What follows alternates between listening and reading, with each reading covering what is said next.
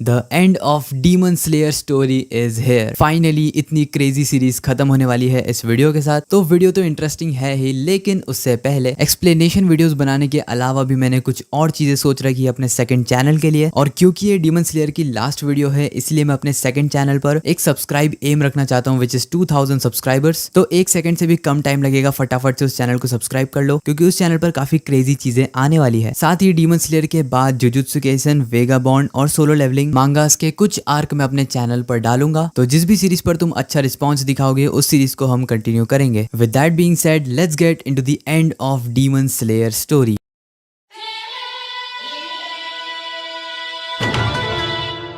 जब Muzan किबुत्सुजी almost मरने ही वाला था, तब वो याद करता है कि कैसे जीवन भर मौत उसका पीछा करती रही है। मुजान हमें बताता है कि जब वो पैदा नहीं हुआ था, यानी कि अपनी माँ के पेट में ही वो 3 से 4 बार मर चुका था। मतलब उसके हार्ट ने काम करना बंद कर दिया था और डॉक्टर्स ने डिक्लेयर कर दिया था कि ये मारा जा चुका है। पैदा होने के बाद जब उसे मरा हुआ घोषित कर दिया और बस उसे दफनाने के लिए ले जा रहे थे, तभी मुजान रोना शुरू कर देता है। और वो बताता है कि वो शुरू से ही बहुत ज्यादा जिद्दी था। मुजान हमें बताता है कि जिस चीज का उसने अपने जीवन भर इंतजार किया, अब वो फाइनली हो चुकी है। यानी कि उसके ब्लड ने फाइनली सनलाइट को कॉन्कर कर लिया है, मतलब नेजुको की बॉडी के अंदर। इसलिए मुजान कहता है कि फाइनली वो मोमेंट आ गया था, लेकिन मैं सिर्फ अपनी एक बॉडी से अपने सपने को पूरा नहीं कर सकता। फिर मुजान को याद आती है कगाया की कही हुई बात कि जब कगाया ने कहा था कि जो भी चीज पैदा हुई है उसका मरना तय है। और मुजान बताता है कि उसे एक भी इंसान याद नहीं जिसे उसने मारा था, लेकिन भले ही वो इंसान मारे गए थे, लेकिन उनकी फीलिंग्स जिंदा थी। और वो सारी फीलिंग्स मिलकर इतनी ज्यादा बढ़ गई कि उस बदले की आग ने मुजान तक को मार दिया। फिर हम देखते हैं कि मुजान की आंखों से आंसू आने लगते हैं,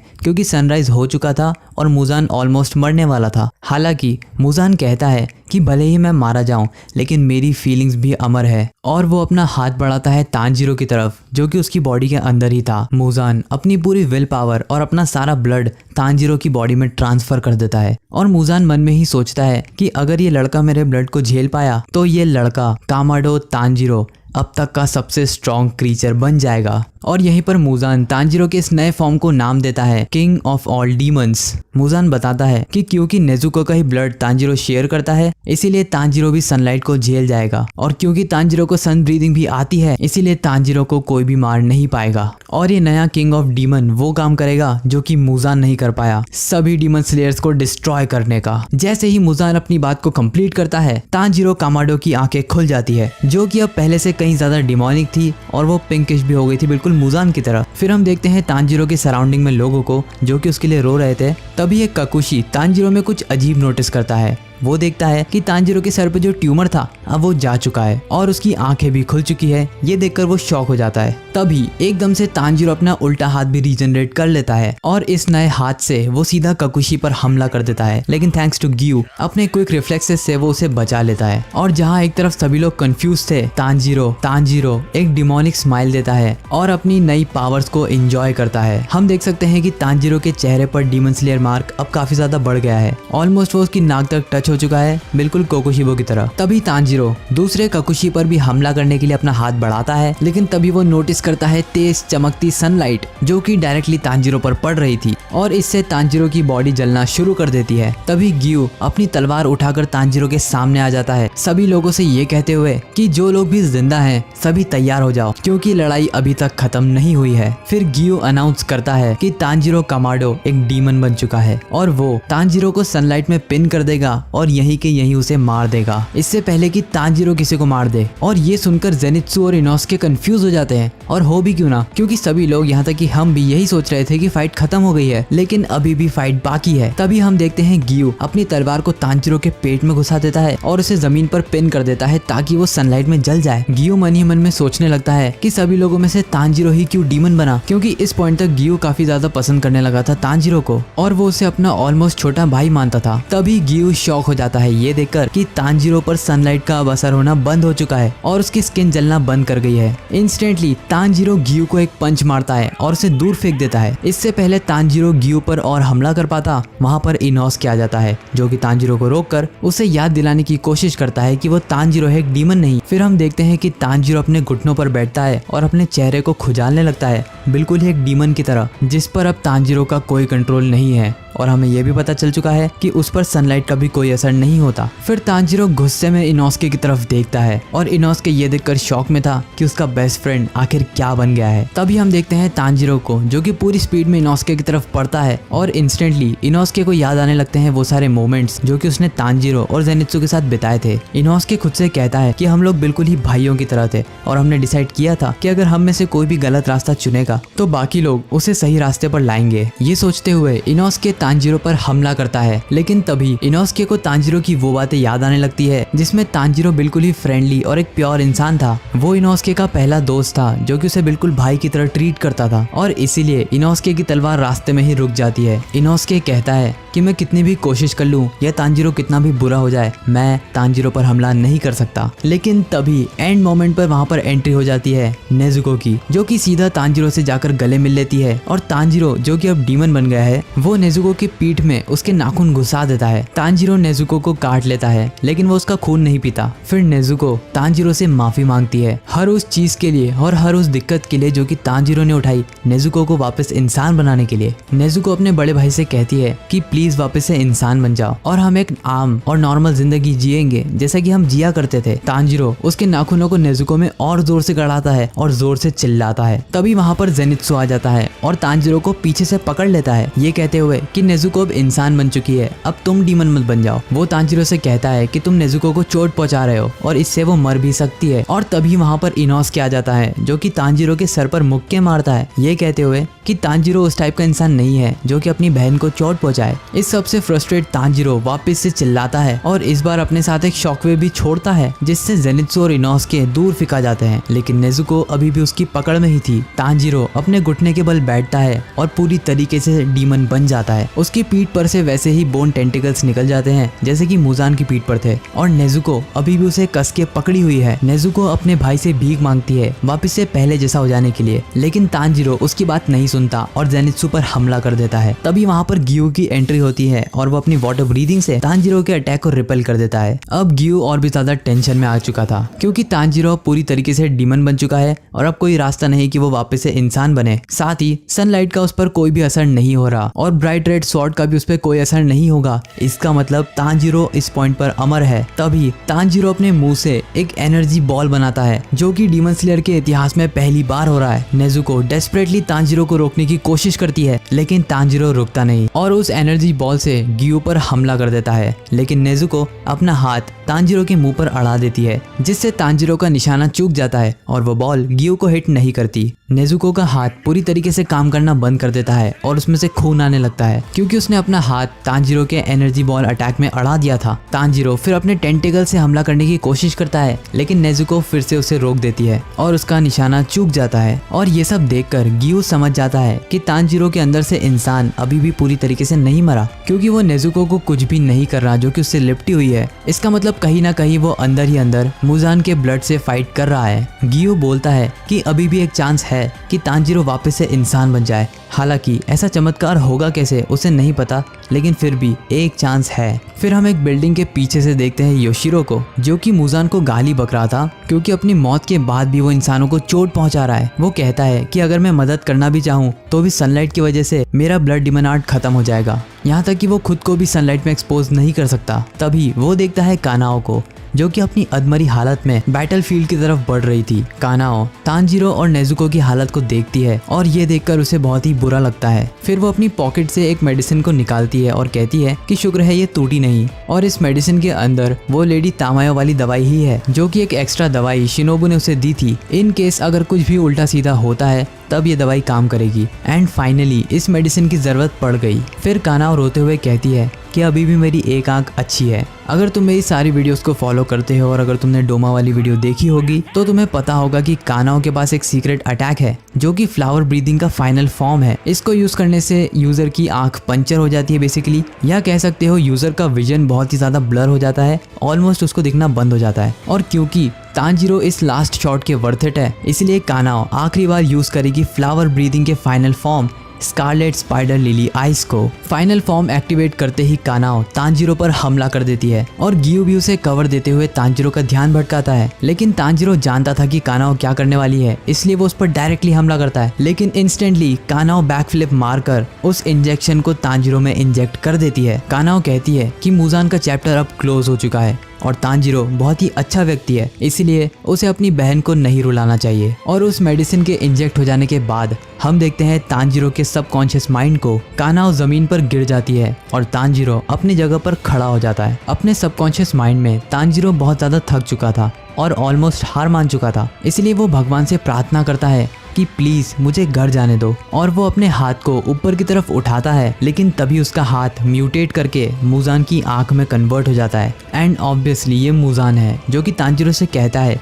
कि तुम्हारी फैमिली वैसे भी मर चुकी है, तो अब तुम्हारा घर घर नहीं, तुम्हारे फैमिली मेंबर्स की लाश है, तो उसके घर जाने से कोई फायदा होगा भी नहीं। तांजीरो कहता है कि आज भी मेरी फैमिली की मेमोरीज मेरे साथ जिंदा है और जब तक मैं और नेजुको जिंदा हैं हमारी फैमिली कभी मर नहीं सकती। और क्योंकि तांजीरो पूरे टाइम अनकॉन्शियस था, इसलिए मुजान उसे झूठी इन्फॉर्मेशन देता है, ये कहते हुए कि तुमने अपनी बहन को ऑलरेडी मार दिया है उस पर एनर्जी बॉल अटैक करके। तांजीरो कहता है कि तुम झूठ कह रहे हो, नेजुको अभी भी जिंदा है। और तभी हम देखते हैं कि तांजीरो के जितने भी दोस्त और शुभचिंतक थे उन सभी की सोल तांजीरो को पीछे से पुश करती है और मदद करती है मुजान से चंगुल से छूटने में। मुजान अपनी एड़ी चोटी का जोर लगा देता है। वो तांजीरो को पूरी कोशिश करता है डीमन बनाए रखने की, लेकिन तांजीरो उसकी बात नहीं सुनता। मुजान कहता है कि जब तुम डीमन बने थे तब तुमने बहुत सारे लोगों को मार दिया और इसलिए अब तुम्हें कोई भी पसंद नहीं करता। अगर तुम वापस इंसान बन गए तो कोई भी तुम्हें माफ नहीं करेगा और तुम इतना गोल्डन अपॉर्चुनिटी को छोड़ दोगे। तांजीरो कहता है कि मैं जानता हूँ एक ना एक दिन सब मुझे माफ कर देंगे और मैं स्मेल भी कर सकता हूँ कि मुझसे कोई भी गुस्सा नहीं है। गुस्से में मुजान तांजीरो को चुप कराता है और कहता है कि मेरी विल को तुम जिंदा रखोगे। वो तांजीरो को मैनिपुलेट करने की कोशिश करता है जैसा कि उसने कोकोशिबो को करा था, ये कहते हुए कि तांजीरो का डीमन स्लेयर मार्क आ चुका है, इसका मतलब वो 25 साल से ज्यादा नहीं जी सकता, तो इतनी छोटी लाइफ जीने से बेहतर है कि तुम एक डीमन बन के अमर हो जाओ। मुजान पूरी कोशिश करता है कि तांजीरो खुद के बारे में सोचे, लेकिन तांजीरो ऐसा नहीं करता। वो कहता है कि मुझे ऐसा अमर नहीं होना जहाँ मेरे दोस्त नहीं हो, मेरे दोस्त और फैमिली के साथ खुशी का एक दिन भी अमर होने से बेहतर है। मुजान तांजीरो के सर को पकड़ लेता है, उसकी पूरी बॉडी को जकड़ लेता है और उस पर प्रेशर बनाने की कोशिश करता है कि तुम ऐसी दुनिया में जाकर करोगे क्या जब तुम्हारी पूरी फैमिली, तुम्हारे सभी दोस्त, तुम्हारे सभी जानने वाले मर चुके हैं। और ये सुनकर तांजीरो की आंखों में आंसू आ जाते हैं। तभी हम देखते हैं कि और हाथ तांजीरो को ऊपर की तरफ पुश करते हैं, जिनमें से कुछ हाथ तो बहुत क्लियरली विजिबल हैं, जैसे कि गियोमे और रेनगोकू और तांजीरो के डैड का हाथ। तभी तांजीरो को खुशबू आने लगती है विस्टेरिया फ्लावर्स की। जैसे ही तांजीरो विस्टेरिया फ्लावर्स की तरफ देखता है, वो देखता है कि नेजुको के हाथ उनके अंदर से बाहर निकल रहे हैं और तांजीरो को बुला रहे हैं। तांजीरो अपने हाथ को नेजुको की तरफ बढ़ाता है और सभी लोगों की मदद से वो नेजुको के हाथ को पकड़ लेता है। नेजुको तांजीरो से कहती है कि अब घर जाने का टाइम हो चुका है। मुजान पूरी कोशिश करता है तांजीरो को रोकने की। वो कहता है कि हमने फाइनली सन को कॉन्कर कर लिया, इतने इंपॉर्टेंट टाइम पे तुम पीछे नहीं हट सकते, अब तुम्हें मेरे साथ ही रहना होगा। मुजान कहता है कि इतने सारे लोग मारे गए, इतने सारे लोगों का सैक्रिफाइस हुआ सिर्फ इसलिए ताकि तुम अच्छी लाइफ जी सको, तुम्हें खुद पर शर्म आनी चाहिए। तांजीरो कहता है कि ऐसा बिल्कुल भी नहीं है, सभी लोगों ने अपनी जान को सैक्रिफाइस किया ताकि अगली जनरेशन खुशी से जी सके, ना कि खुद के लिए। जैसे ही वहां से तांजीरो जाने लगता है, मुजान तांजीरो से रिक्वेस्ट करने लगता है कि प्लीज रुक जाओ, लेकिन तभी नेजुको के साथ साथ इनोसुके, जेनित्सु और गियो का भी हाथ आकर तांजीरो को ऊपर खींच लेता है। और इसी के साथ कई सारे ककुशी और डीमन स्लेयर्स के हाथ आकर तांजीरो को फाइनली ऊपर खींच लेते हैं और फाइनली मुजान की ग्रिप तांजीरो पर से कमजोर हो जाती है और वो तांजीरो को छोड़ देता है। फिर हम रियल वर्ल्ड में देखते हैं कि तांजीरो की आंखें खुल जाती है बिल्कुल ही नॉर्मली और अब तांजीरो एक इंसान है। वो देखता है नेजुको, गियो, जेनित्सु, इनोसुके और बाकी लोगों को, जो कि तांजीरो की आंखें खोलने पर बहुत ज्यादा ही खुश होते हैं। जैसे ही तांजीरो को होश आता है, वो रो पड़ता है और अपने आसपास बैठे सभी लोगों से माफी मांगता है उन्हें हर्ट करने के लिए। और तांजीरो को नॉर्मल देखकर सभी लोग खुशी से कूद पड़ते हैं। इनोसुके उससे कहता है कि जो चोट तुमने मुझे पहुंचाई है वो लिटरली कुछ भी नहीं है, और जेनित्सु कहता है कि जो तुमने नुकसान नेजुको को पहुंचाया है उसके लिए मैं तुम्हें जीवन भर माफ नहीं करूंगा। फिर हम देखते हैं नेजुको तांजिरो को गले लगा लेती है और वो दोनों भाई बहन हंसने लगते हैं रोते हुए। फिर हम देखते हैं कि कानाओ भी अब होश में आ चुकी है और वो तांजिरो को देखकर बहुत खुश है। इनोस्के तांजिरो के सर को पकड़ता है और रोने लगता है। वहीं दूसरी तरफ हम देखते हैं यूशिरो को, जो कि लेडी टामायो के हेयर पिन को पकड़कर रो रहा था और रोते हुए वो लेडी टामायो से कहता है कि फाइनली इट्स ओवर।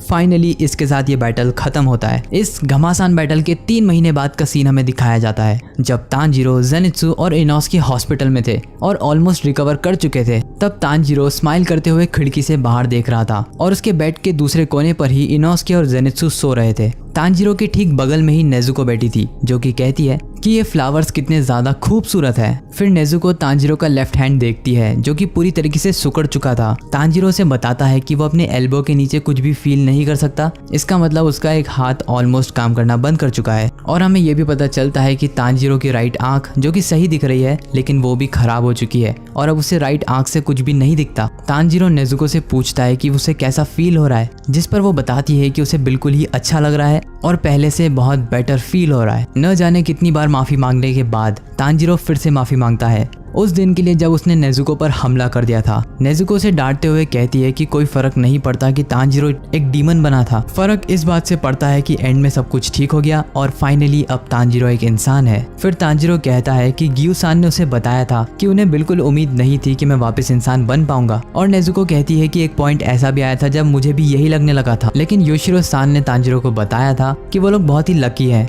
क्योंकि टाइम पड़ने पर कानाओ के पास मेडिसिन मिल गई थी जिसने तांजिरो को इंसान बनाने में बहुत मदद करी है। साथ ही योशिरो ने यह भी बताया था कि अपने डीमन स्टेट में तांजिरो मुजान से भी ज्यादा पावरफुल था क्योंकि उसे सनलाइट का भी कोई फर्क नहीं पड़ रहा था। साथ ही उसकी विल पावर भी बहुत स्ट्रांग थी, जिससे योशिरो बहुत ज्यादा ही इम्प्रेस है। योशिरो तांजिरो से कहता है कि तुमने बहुत ही अच्छा काम किया और तुम बहुत ही अमेजिंग हो। ये सुनकर तांजिरो की आंखों में आंसू आ जाते हैं और वो कहता है कि अगर मेरे आसपास मेरे दोस्तों ने मेरी मदद नहीं करी होती तो मैं कुछ भी नहीं कर पाता। लेकिन योशिरो तांजिरो से कहता है कि ज्यादा खुश होने की जरूरत नहीं है और वो वहां से चला जाता है। लेकिन योशिरो के जाने से पहले तांजिरो से कहता है कि प्लीज मरना मत, क्योंकि वो आखिरी जिंदा डीमन है और सिर्फ वही है जो कि मिस टामायो को हमेशा जिंदा रख सकता है। और उस दिन के बाद से तांजिरो ने कभी योशिरो को नहीं देखा। तभी तांजिरो को याद आता है कि गियुसान कहाँ पर है, तो नेजुको से बताती है कि वो अभी ओबियाशिकी मैंशन पर है और वो किरिया ओबियाशिकी से कुछ इंपॉर्टेंट मीटिंग कर रहे हैं। फिर हम देखते हैं ओबियाशिकी मैंशन का एक सीन जहां पर आखिरी बार हाशिरा मीटिंग हो रही थी और इस हाशिरा मीटिंग को अटेंड करने के लिए सिर्फ 2 ही हाशिरा जिंदा थे। पहला तो है गियू और दूसरा है सानेमी। किरिया उन दोनों को ही बताता है कि आज से इसी वक्त से डीमन स्लेयर ऑर्गेनाइजेशन डिसॉल्व हो रही है और आज के बाद कभी भी उन दोनों को डीमन स्लेयर की तरह सर्व करने की जरूरत नहीं है। वो दोनों अपनी नॉर्मल लाइफ जी सकते हैं। ओबियाशिकी फैमिली अपने सर को झुकाकर रिस्पेक्ट शो करती है और दोनों हाशिरास को दिल से थैंक यू कहती है, लेकिन दोनों हाशिरास उन्हें सर झुकाने नहीं देते, ये कहते हुए कि डीमन स्लेयर ऑर्गेनाइजेशन को चलाने का क्रेडिट ओबियाशिकी फैमिली को जाता है, तो उन्हें किसी के सामने सर झुकाने की जरूरत नहीं है। गियू तोमियोका कहता है कि किरिया ने अपना काम परफेक्टली करा है और उसके फादर कगाया और उसके सभी एंसेस्टर्स सभी को उस पर बहुत ज्यादा गर्व होगा। ये सुनते ही किरिया के आंसू आ जाते हैं और वो गियू को थैंक यू सो मच कहता है। और ये सुनते ही गियू तोमियोका और सानेमी शिनुजुगावा एक दूसरे की तरफ देखते हैं और स्माइल पास करते हैं क्योंकि सेंचुरी से चली आ रही ये लड़ाई फाइनली अब खत्म हो गई है।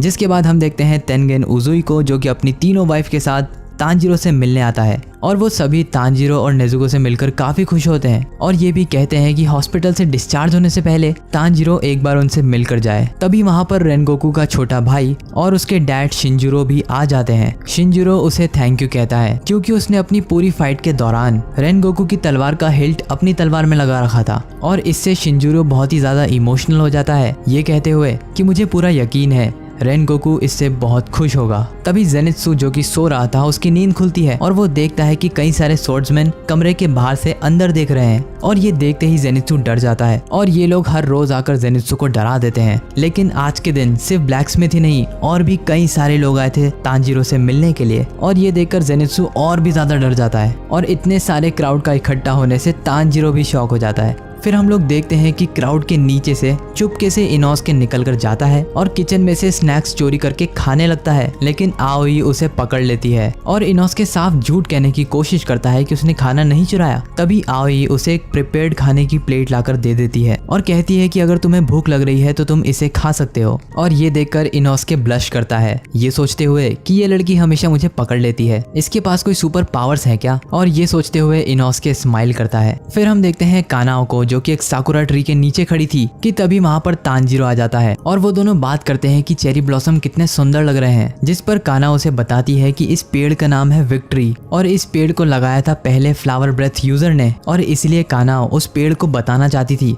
कि वो लोग फाइनली जीत चुके हैं। और इसी के साथ कानाओ और तांजीरो दोनों ही ब्लश करते हैं। फिर तांजीरो कानाओ से पूछता है कि क्या तुम्हारी आंख पहले से बेहतर है, जिस पर वो बताती है कि वो कम्प्लीटली ब्लाइंड नहीं है, अभी भी उसे चीजें विजिबल है, तो कोई टेंशन वाली बात नहीं है, बस चीजें ब्लर दिखती है। इसी के साथ वो ये भी बताती है कि ओबोनॉय ने अपना स्नेक उसे गिफ्ट करा था उसके आखिरी टाइम पर। तभी हम देखते हैं कॉरिडोर में चलते हुए सानेमी और नेजुको आमने सामने आ जाते हैं और नेजुको उसे ग्रीट करते हुए पूछती है कि क्या तुम्हारी चोट ठीक हो गई, जिस पर सानेमी कहता है कि हाँ वो पहले से बेहतर है और वो ये भी बताता है। इसके साथ सानेमी नेजुको से सॉरी भी बोलता है क्योंकि मुजान के मरने के बाद इंस्टेंटली सानेमी बेहोश हो गया था, तो तांजीरो को रोकने में वो बिल्कुल मदद नहीं कर पाया। जिस पर जोर से हंसते हुए नेजुको कहती है कि ये तो कुछ भी नहीं, मैं तो लगभग 2 साल के लिए सो रही थी। और हंसती हुई नेजुको को देखकर सानेमी को गेन्या की याद आती है और स्माइल करते हुए सानेमी नेजुको के सर पर हाथ रखता है और कहता है अपना ध्यान रखना, और इतना कहते ही वो वहां से चला जाता है। और जेनित्सु जो कि ये सब देख रहा था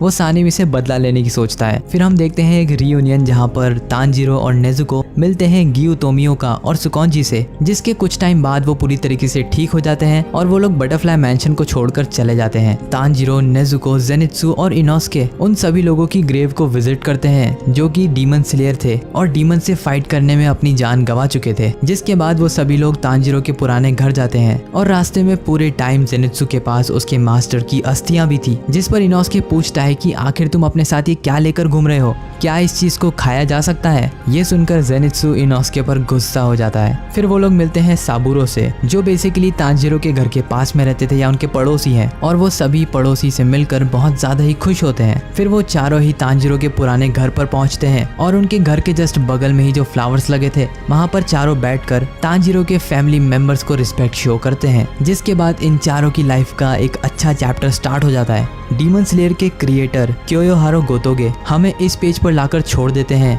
कि इसके बाद इस पॉइंट के बाद सभी कैरेक्टर्स अपनी जिंदगी खुशी खुशी जीते हैं और इसी के साथ डीमन स्लेयर की पूरी स्टोरी खत्म हो जाती है। लेकिन फैंस की भारी डिमांड पर इसके बाद भी एक चैप्टर को ऐड किया गया था स्टोरी में, जहां पर हमें डीमन स्लेयर की नई जनरेशन देखने को मिलती है, वो लोग कैसे जीते हैं, अब वो लोग क्या करते हैं और बाकी सारी चीजें। तो अगर तुम लोग चाहते हो कि मैं उस फ्यूचर आर्क पर भी एक वीडियो बनाऊं तो मुझे कमेंट्स में बता देना। एंड बस गाइस, आज की वीडियो के लिए सिर्फ इतना ही। That's it for today. Thank you for watching this video.